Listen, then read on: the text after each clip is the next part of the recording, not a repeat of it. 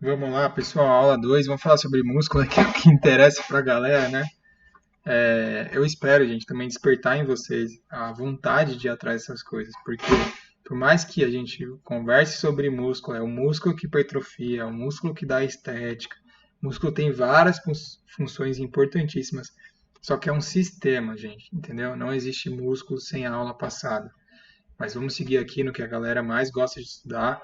Então espero que essa aula agregue muito aí para vocês, tá? Então vamos só voltar de onde a gente parou. Isso aqui a gente já viu. Os principais pontos aí para vocês irem estudar da aula passada aí por fora. Então a gente parou aqui em ossos e articulações. Eu mostrei os ossos e as articulações. Show! Vamos agora então para o sistema muscular. Vou para a definição primeiro, tá? Então, ó, sistema muscular são estruturas individualizadas que cruzam uma ou mais articulações e, pela sua contração, são capazes de transmitir-lhes movimento. Este é efetuado por células especializadas denominadas fibras musculares, cuja energia latente é ou pode ser controlada pelo sistema nervoso. Assim, essas são definições que eu peguei na internet, então também aprendam por que eu fiz isso aqui também. Eu justamente peguei da internet por quê? Com esses pontos aí que eu pus para vocês aí, essas bolinhas, né, que vocês vão estudar, jogando na internet vocês já acham muita coisa, entendeu? E daqui a pouco vocês vão começar a ser mais críticos para saber o que vale e o que não vale. Por exemplo, eu, Miguel, não defino o sistema muscular dessa forma, porque aqui ele está definindo, na real, o músculo esquelético. Então a gente tem músculo esquelético, a gente tem músculo liso e a gente tem músculo estriado cardíaco. Então a gente não tem só um tipo de músculo. Mas tudo bem, eu coloquei assim justamente porque a gente está focado aqui na área da musculação, né? E é composto por músculo e tendões. Então lembra que eu mostrei para vocês aquela imagem da estrutura da fibra muscular, que ela é formada pela parte contrátil. Deixa eu colocar aqui, ó. Tem uma parte legal da aula aqui que eu tive na faculdade.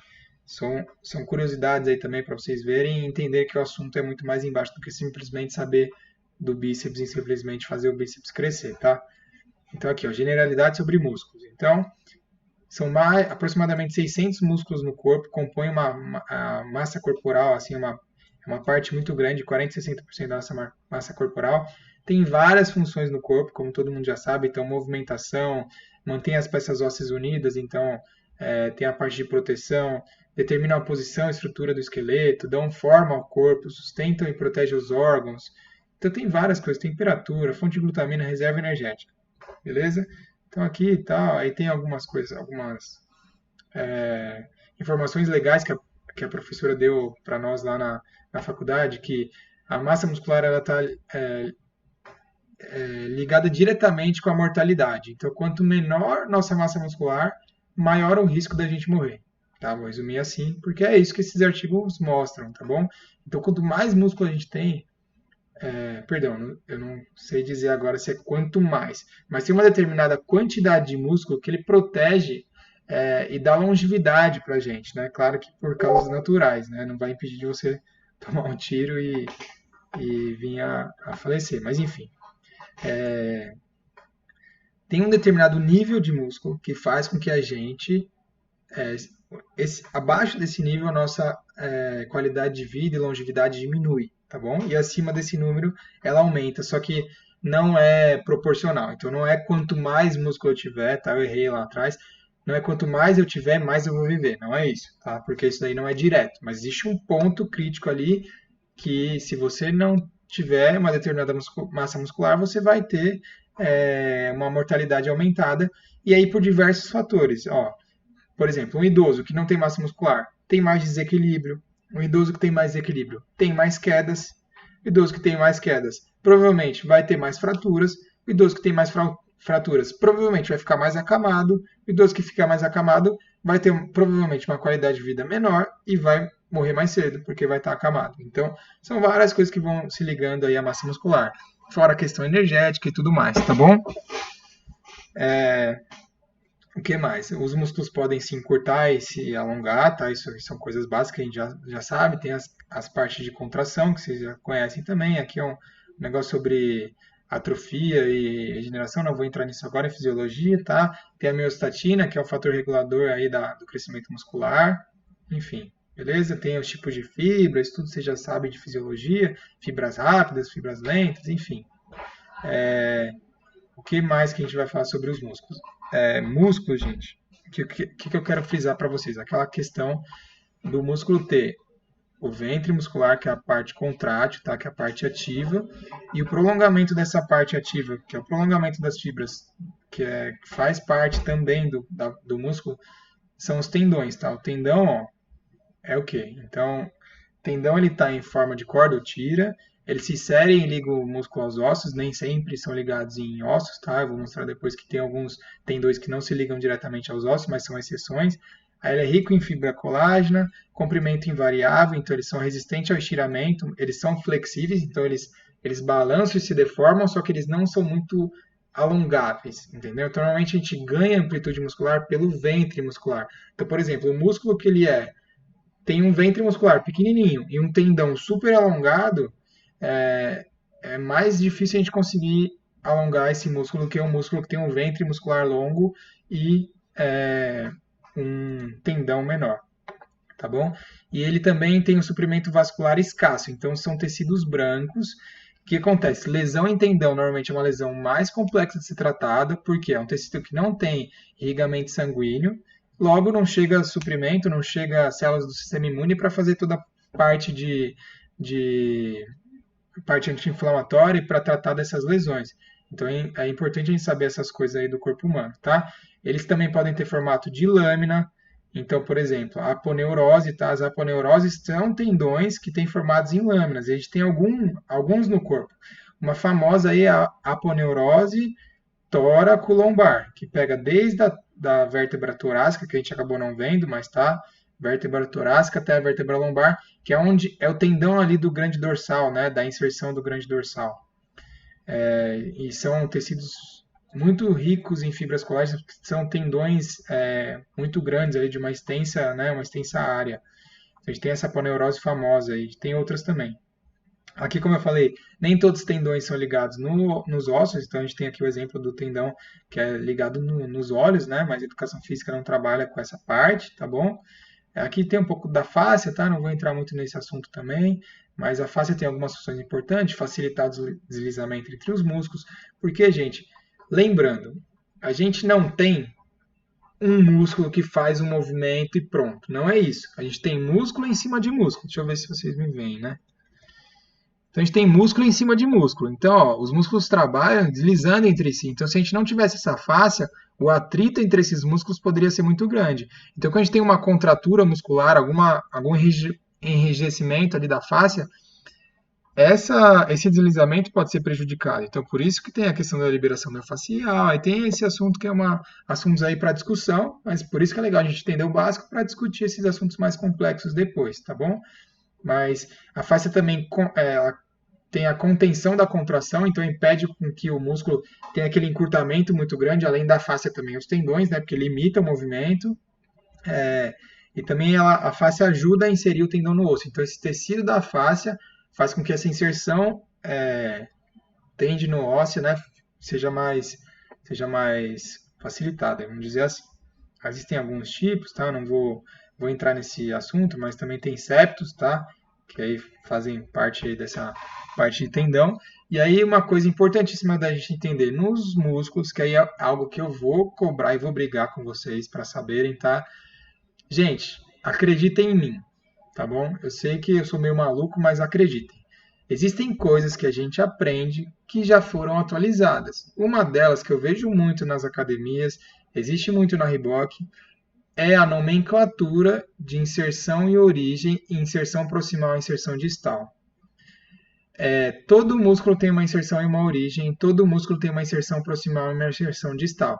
Só que inserção e origem, ela está relacionada quando existe um movimento, tá bom, gente? Então, se a gente pega o músculo aqui, estuda simplesmente a inserção dele, então eu vou pegar aqui, vou resumir, tá? Mas vamos pegar aqui, por exemplo, peitoral maior. Vou estudar a inserção dele. Inserção.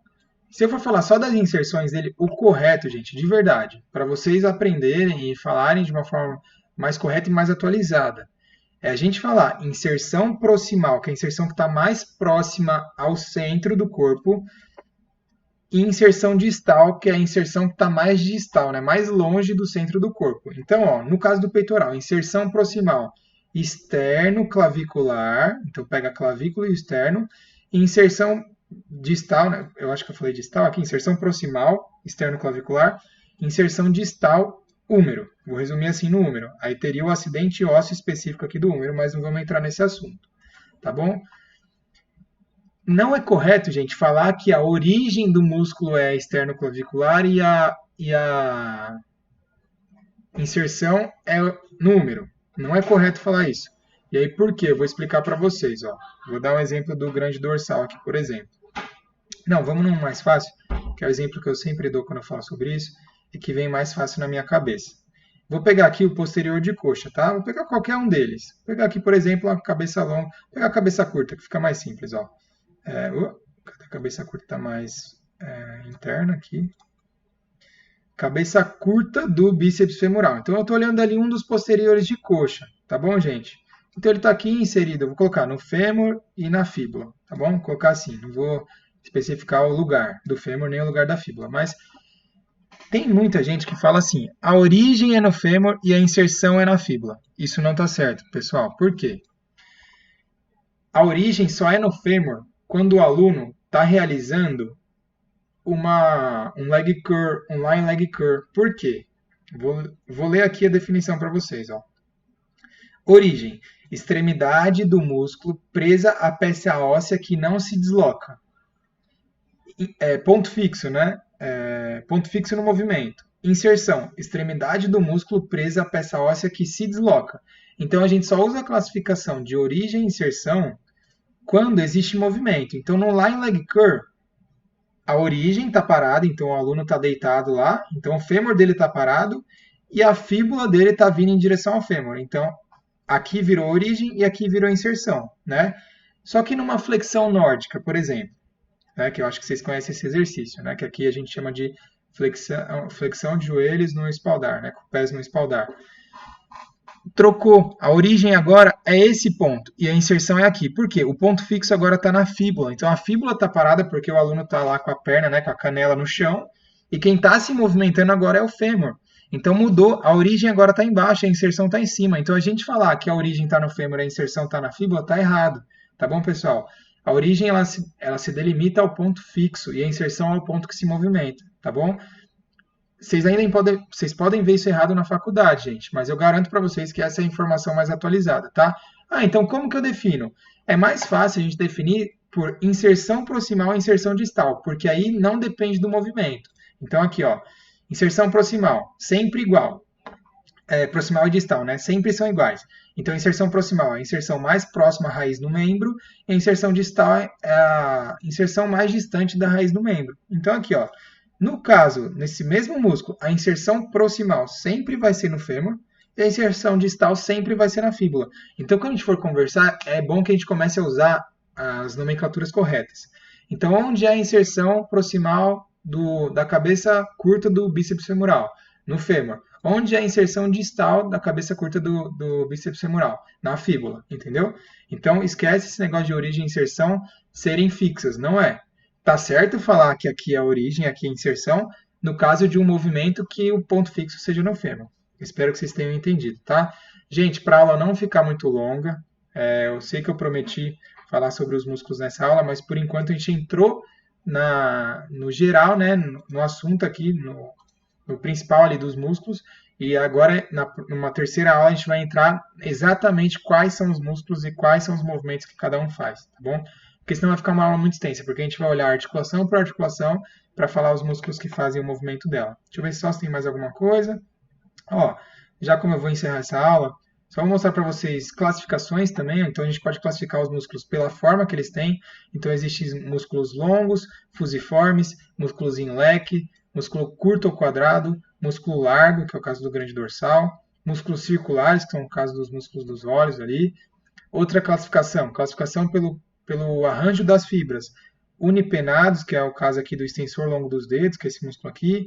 Bipenados, que é o caso do reto da coxa, né? Músculo reto da coxa, mas é o reto femoral, tá bom, gente? Então, é o caso dele que tem dois ângulos de fibra, ó, uma fibra nesse sentido, outra fibra nesse sentido. Então, classificação quanto ao número de inserção proximal. Então, por que chama bíceps? Porque a gente tem duas inserções proximais e uma inserção distal. Então, por isso que a gente chama de bíceps.